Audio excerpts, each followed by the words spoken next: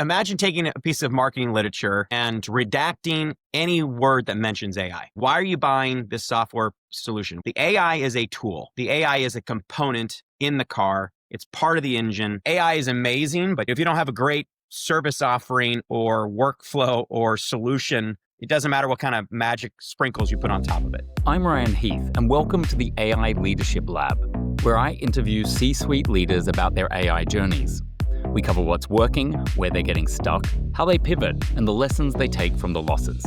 Joining us now is Ryan Steelberg, CEO of Veritone. Ryan, welcome to the podcast, first of all. Ryan, great name. Thank you for hosting me on the show.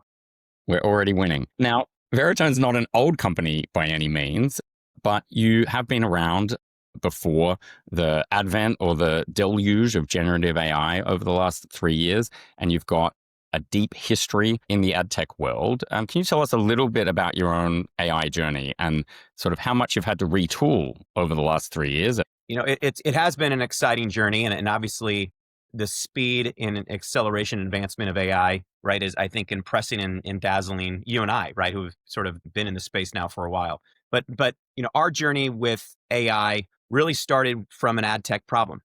Trying to understand how I can target an ad against a piece of audio and video, primarily when we started to sort of see the writing on the wall back in the day that you weren't just going to see static websites, but you were going to see a very organic audio and video ecosystem on the web. We needed a way to start to understand and process audio and video at scale, transcription, object detection, machine vision. Those became critical components for us to start to create structure around audio and video, right? So I think because of our background in ad tech, our entry point into this ecosystem of AI, again, was really about bringing structure to unstructured, messy audio and video. Yeah. And honestly, that's so important, that point about bringing structure to all of it, because what I found is the reality is most organizations' data is just a total mess. And then one of the hurdles that they sort of perceived internally about their ability to use AI is like, well, our data isn't organized, so we then can't apply it to any of this new AI. And it's really interesting to hear you talk about how that doesn't necessarily need to be true. They've been people like yourselves who've been out there thinking about ways to bring structure to all of that. And that can help people get out of that kind of like first hurdle that they sometimes feel stuck with when it comes to their own AI journey. You know, I think companies, again, we started in media and entertainment, and I like to say is, you know, if you're Amblin Studios or NBC Universal, a couple of our clients, you know, they're experts in their primary data asset, which is the audio and video itself, right? For most other companies, I would say what they're trying to understand or apply AI to is a secondary or derivative set of data silos, right? And you're right. You know, most of these groups are trying to figure out their journey just to move stuff to the cloud, right? And we all know now fundamentally is if you don't have a great handle on your data, right, there is no concept of doing something, I'd say, relatively or disproportionately unique leveraging AI, right? You really got to understand and embrace cloud at times, right? And embracing the data journey before you can, I'd say, uniquely apply AI to your business model. Now, we're trying to make it easy and showing up with, frankly, applications, right? And workflows that are natively embedded with AI, so you don't have to worry about that. A lot's changed over the last decade, but I still think that, you know, we're still in the understanding, managing the data side of the AI equation, and we're not quite there ready to just go sprint and apply this to any enterprise. Yeah. Now, that point about not being able to skip a step, for some enterprises, they also have to add a step, I would argue. And what I'm thinking about there is sort of those that are in the regulated industries, and you work with a lot of those sort of companies. What, if anything, is special about deploying AI in those heavily regulated fields? Well, for us, let's talk about what we're doing with the public sector, really let's say the Department of Defense. You know, a lot of our original architecture of AIware was readily deployed, the full stack in commercial cloud, right? Ready and deployable on, you know, Azure, AWS, and Google Cloud. When you transition into network isolated environments or secure environments, some areas are completely airtight, right? There is no outbound calls, nothing. So you don't have the luxury of invoking a third party cognitive model or a large language model or multimodality model. Everything has to be, in effect, containerized, right? Deployable and accessible within that secure environment. So you don't always have the ability to go use the latest AI model from AWS, right? You don't have the luxury of using the latest, greatest OpenAI model available, right? Let's think about your product roadmap for a second. And like, you don't have to give away any special secrets or anything, but how do you keep that sort of evolving and moving quickly? Like, how do you go out and identify a particular process or part of a workflow that's really ripe for automation that you can kind of really go to the customer and go like, hey, we're actually addressing this pain point now? It's a great question. I think one luxury we have is most of our usage of quote unquote our AI solutions is still traditional applications, right? Primarily web-based applications. So meaning tactile, Ryan, you are using your keyboard at times, you're using your mouse and other things, and you're using our AI solution. I'll use an example. One of our applications is called Track for public safety. In effect, it helps them sift through, tens of thousands of hours to find objects or people of interest, right, across disparate video assets. So there's an operator that's using that software. And yes, the backend models, the AI models are making it more efficient, right, to identify those people of interest, et cetera. But but working with the customer, we're tracking everything. And so now over time, we really could see where's their bottlenecks, right? Where is Ryan running into deficiencies in the application layer? Is it fundamentally something wrong? And here's a big one. Is it wrong with the AI model, or is it wrong with the application layer that's inhibiting, right, your best utilization of the solution?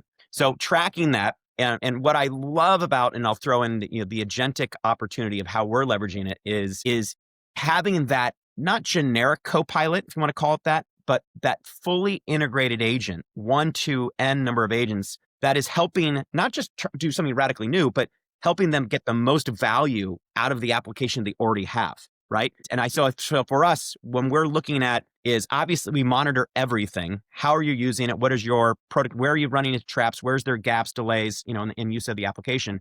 But then having AI models learn what you're doing and then be able to the goal here is to greatly extend and amplify your capabilities, Ryan. And there's a lot of data right there. If you've architected your software in our mind correctly, you better be tracking everything you do, because then I can reinforce, right? Either fix the application or fix the AI models to improve the solution. Yeah. Well, that sounds like a good example of where if someone isn't willing to do that tracking, they're kind of, it sounds like it could be a fairly common mistake in how a given enterprise is integrating AI into their workflows. Like, one is, do you agree with that? And then two, are there other sort of common mistakes that you come across where you really you try to tell them, hey, you shouldn't do that, or you wish you had the space and the leverage to get them to avoid a certain mistake? I think we're envisioning a kind of dynamic UI application experience right here in the short term. So I'll give you an example.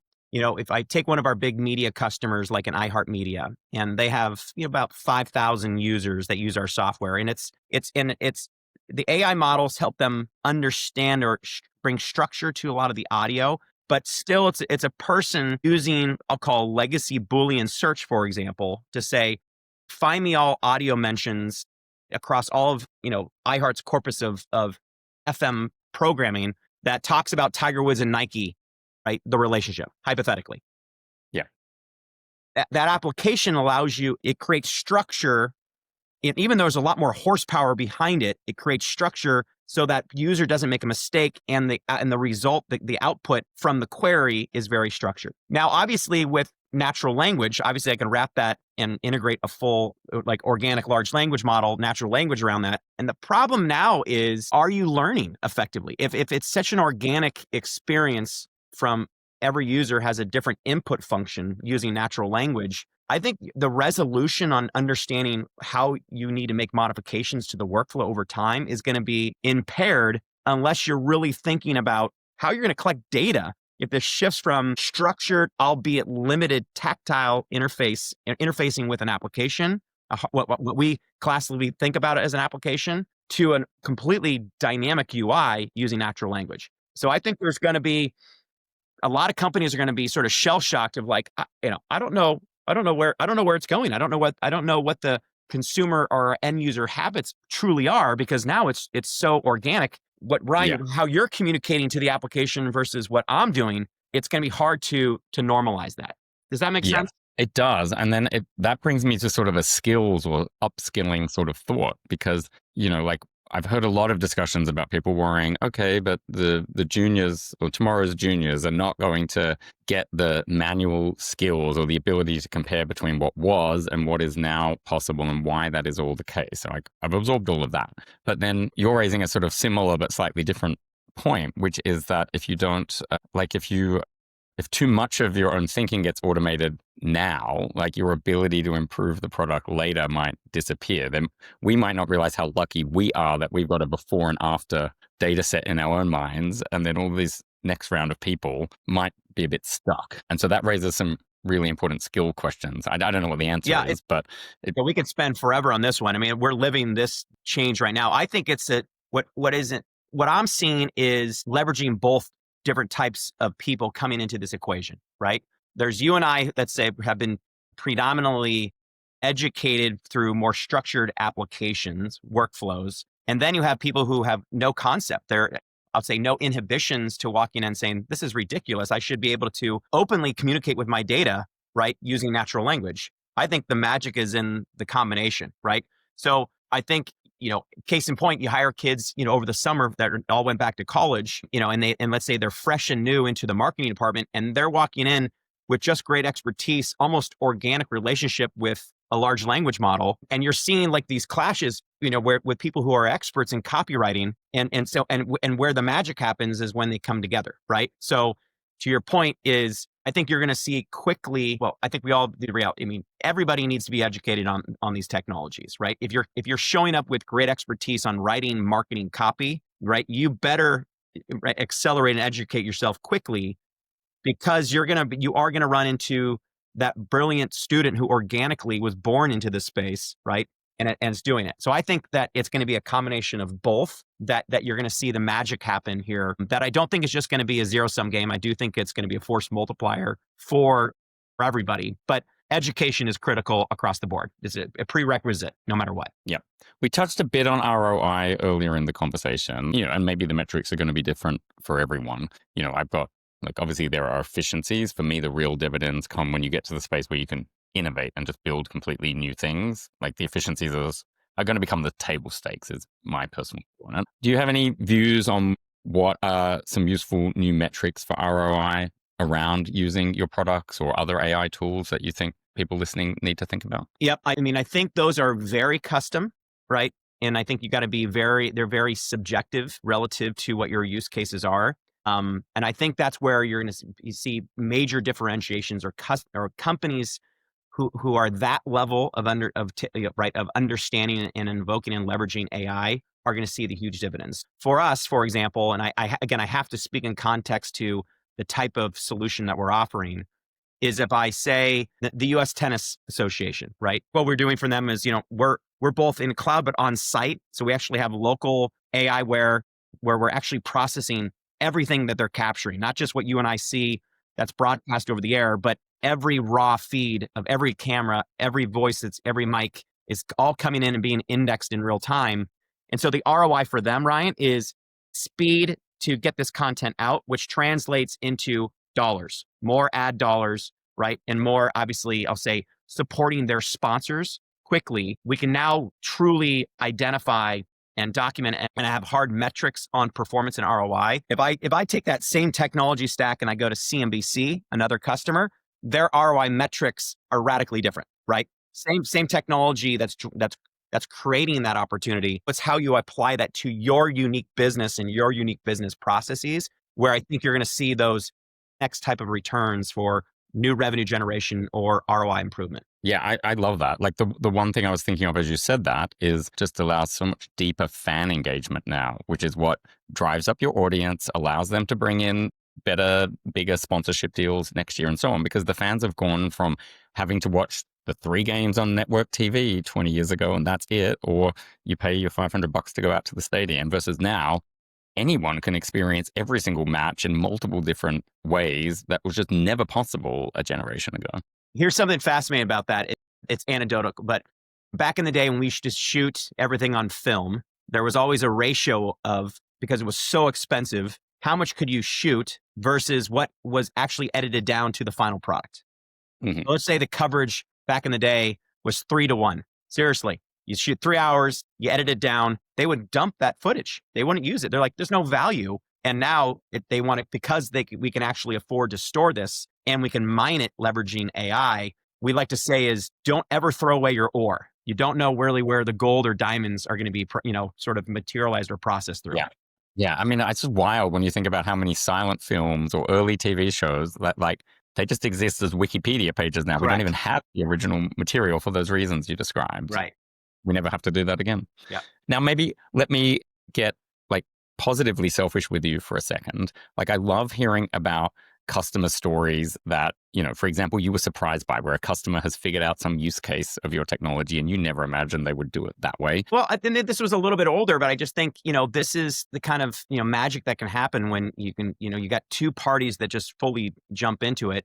It's a little bit older of a deal we did, but Stats Perform is a client and partner. When you think about sports, I'm stuck in the sports vein because, the US Open's happening, but as we know, every time somebody swings a bat, throws a ball, catches something, there's a piece of metadata that's created, right? How fast was that, pass thrown, how many yards, etc. It runs every sport application we like. We're obsessed with metrics and data, right? And sports obviously is married to those metrics. There's two companies that dominate that, right? So they pool it together and they sell it, and it runs every sports betting app, Sports Radar and Stats Perform. Okay. So Stats Perform, we kind of went to them, I think we met them at a trade show years ago and said, you're producing all this data, but you have a limitation. Obviously, imagine if we could create a generative AI-based solution organically where I could take your raw data feed and turn it, that stat line, into an organic play-by-play in 50 different languages. And in near real time, we were taking just static data and added intuition, tone. We sucked in a data feed from the weather, and it blows your mind. You're like, I can't believe it. We took 5 bits of data and turned it into an organic, multilingual, right, approach. Those things to me, I'm actually getting, kind of tingly now thinking about it. Did it generate tons of money? No, but those are the kind of things that I just think that creative minds, when people fully embrace all the latest tools here, is stuff that magic's going to happen. And you're going to see that whether it's in the military or media and entertainment or back office. The first thing I thought of when you were saying all that was LA 28. This is Olympics gold. Never mind the 50 languages in soccer. It's 200 languages in 200 countries and 30 sports. That's where we need to get stuff. Now, I also love numbers, seeing as we're on a statistics line of thought at the moment. And I recently read that you surpassed 5 trillion tokens through your VDR offering. People often get overwhelmed or confused by numbers like that. What does that signify for the company more broadly, or where the AI industry is headed? And you called it, right? Is a data science, right, marketing plant and drop that we put out there on purpose, right? And so what that means is when we look at the amount of training data that was required to build these initial unbelievably exciting foundational transformer models, GPT-2, etc. They're all based upon the concept of parameters or a level of training data, often from our vernacular defined as tokens, to train these models. So think of it as, how many books have you read, you and I, right? How much input is going into my brain before you and I can sit down and have this conversation? So obviously phase 1, real quick, as we all know, a lot of these models went out and sort of sucked down the public web data, right? Primarily text. Obviously, they're having to pay for it now. There's IP laws and all these things. But text was first, then images, and now we're dealing with audio and video that are, sort of the latest state-of-the-art AI-based models. To put it in context, that 5 trillion amount of token, frankly, was about the size of the data corpus that was used to create, I believe, ChatGPT. Yeah.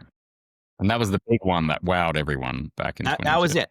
So remember, the token size for us is so big because when you talk about 1 frame or 1 minute of audio and video, it's rich, it's deep, it's thick, it's got so many dimensions, data dimensions, and hence that translates to a lot of tokens. So that we are now working with the largest AI multimodal model companies, the biggest hyperscaler names you know, and we're now working with them, creating homogeneous index training data at that scale, helping them train these next generation models. And that's kind of what you read is showing people the level of scale now that we can help mine that ore to turn it into not just ultimately rich final solution, but very rich, reliable training data, right? For these to continue to power these models. Yeah, that makes a lot of sense. I mean, when you're offering a specialist product, you don't want to be training on someone's mom's Facebook post. Like, you need to have the specialist data to make it work. Yeah, it's matured fast. I mean, the space where a lot of people think like they just wait for the new car to come out, right? ChatGPT 5. And obviously what they don't see is there's hundreds and thousands of iterations of tuning, micro tuning behind it. It is an arms race, as you know. Maybe one final question now, and it's a sort of a practical one. It's about what would you put in people's minds if they're out there thinking about purchasing your product or another AI product? What are sort of some of the sort of smart approaches or questions that they have to build into their diligence to make sure that they're getting something that is actually useful for them and not just the shiny object that they read about last week? Yeah. Imagine taking a piece of marketing literature and redacting any word that mentions AI, right?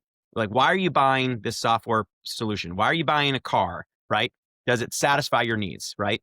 The AI is a tool, right? The AI is a component in the car. It's part of the engine, right? And so I think people let's get back to reality is, if you're going to have to spend $100,000 on a piece of software as a SaaS solution for your company, right? Do you have a very clear understanding? Don't get, don't be swayed that you need to get off of your perfectly viable solution for ERP because you're being sold that this is next generation. It's future proof because it's got AI.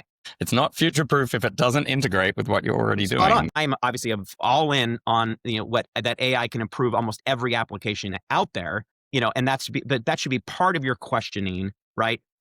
Ultimately, is it satisfying your core well-defined needs, right? And what I just said there is do you really even have your well-defined needs documented, right? Before you're getting sold something new. Ryan Steelberg, thank you so much for joining us. Thank you.